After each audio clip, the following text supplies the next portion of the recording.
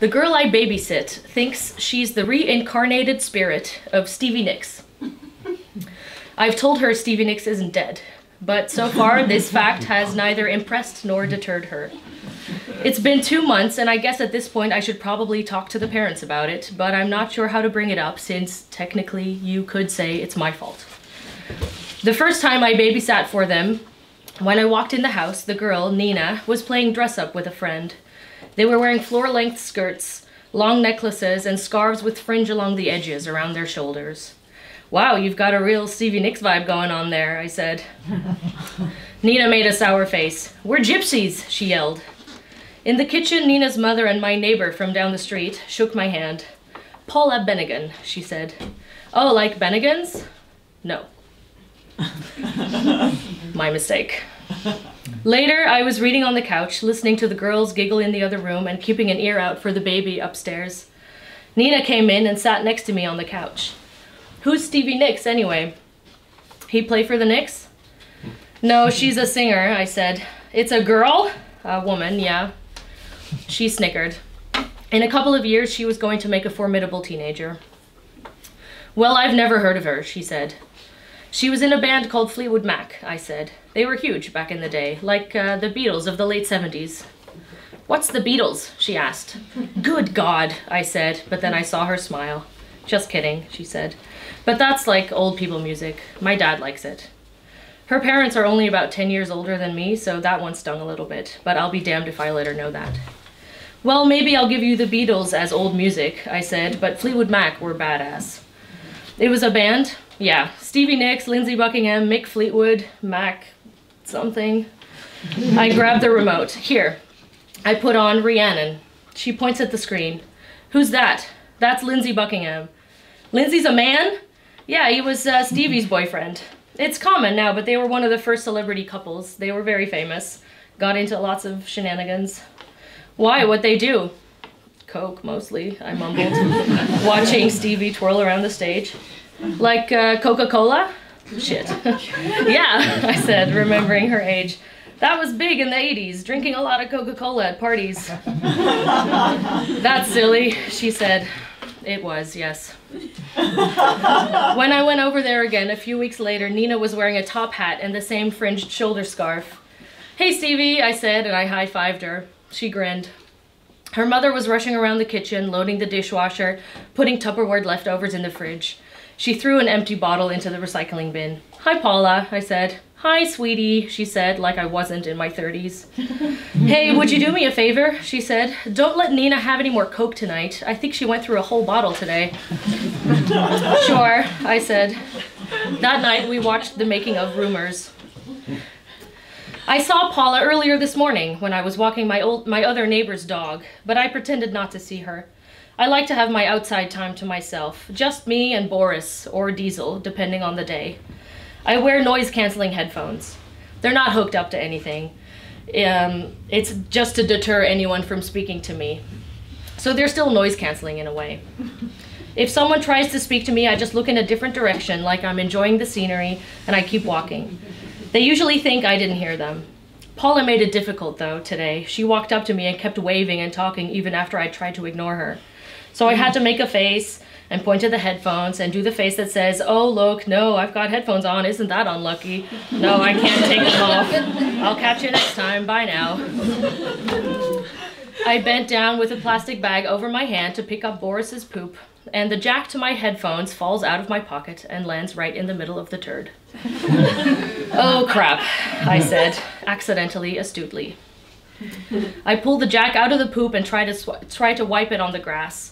I sneak a sideways glance at Mrs. Bennigan. She looks embarrassed. I'll just see you tonight, she said, and walked away.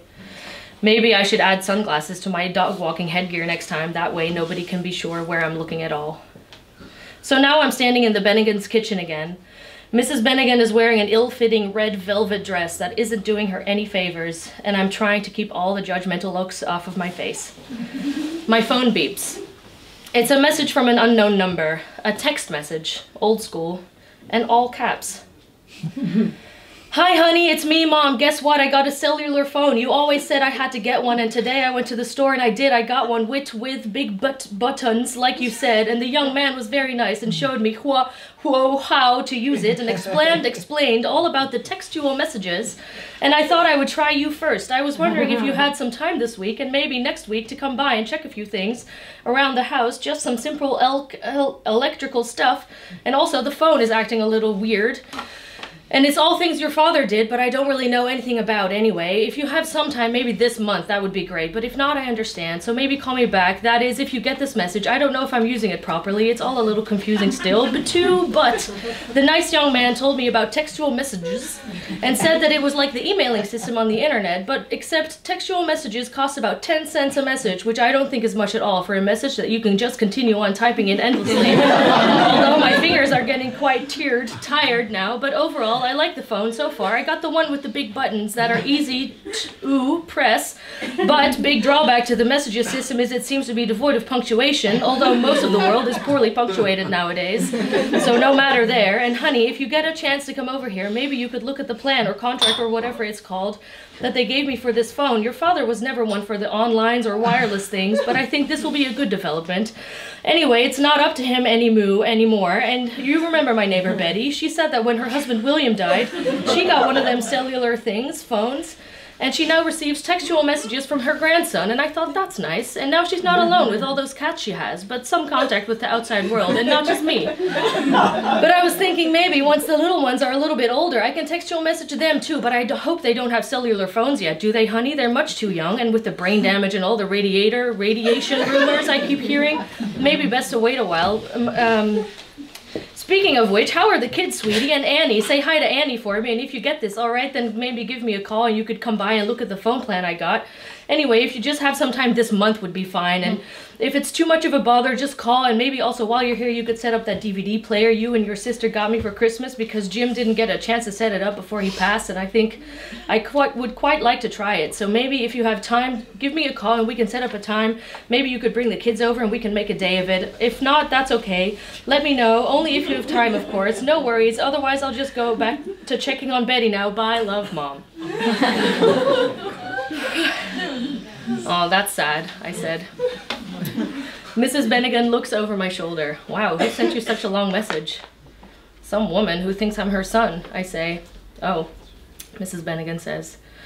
I put my phone back in my pocket, take my book out of my bag, and put it on the couch. So, I say, where are you guys going tonight? Out to dinner? You should tell her, she says. Who? The woman, that you're not her son. She's going to wonder why he's not responding to his own mother. And she'll text again. I said, good point. I take out my phone and begin a reply. Wrong number. Full stop. Send. I put my phone back in my pocket. So I say, dinner, party, theater? I'm pretty sure Mrs. Bennigan thinks I'm crazy. She gives me these looks sometimes, like she's doing now, a mixture between pity and bewilderment. Whenever I do something she doesn't approve of, or I don't take a suggestion of hers. I know she wants me to write the textual message woman a long, polite explanation of how I'm not who she thinks I am, out of pity because she seems old. But Mrs. Bennigan doesn't understand that I respect this woman enough to just boil down the extraneous nonsense to its essence. She has the wrong number. Besides, I'm not the one who secretly thinks my babysitter is nuts, but leaves my kids with her anyway. You tell me who's crazier. Thank you.